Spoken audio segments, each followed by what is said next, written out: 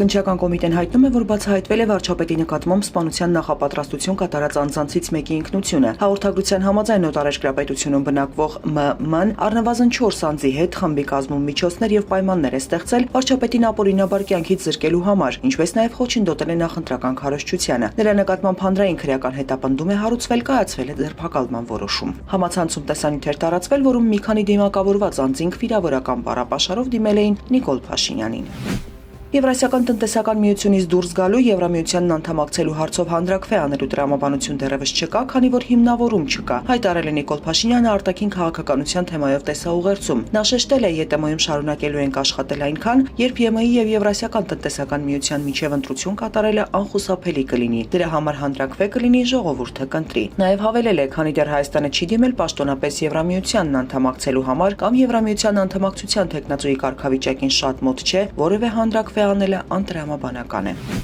Ռուսաստանից Հայաստան-Ադրբեջանի տարածքով այսօր 2 վագոն-ցորեն եւ 2 վագոն պարարտանյութ կուղարկվի, հայտնում են ադրբեջանական լրատվամիջոցները։ Տարանցվող բեռի ընդհանուր քաշը 977 տոննա է։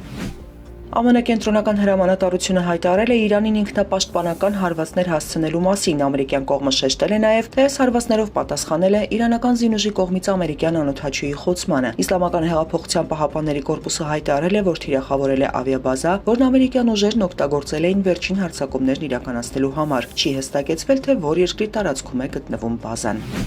Իսրայելի վարչապետ Բենյամին Նեթանյահուն հայտարարել է, որ բանակին հրամայել է ընդլայնել գործողությունները Լիբանանում Հեզբոլլահի դեմ պայքարում։ Նա նշել է, թե իր նպատակն է խորացնել եւ ընդլայնել հսկողությունն այն վայրերի նկատմամբ, որոնք Հեզբոլլահի վերահսկողության տակ էին։ Լիբանանի կառավարության տվյալներով վերջին ամիսներին իսրայելական գործողությունների հետևանքով Լիբանանում զոհվել է ավելի քան 3411 մարդ, 1.2 միլիոն լիբանանցի տեղահանվել է։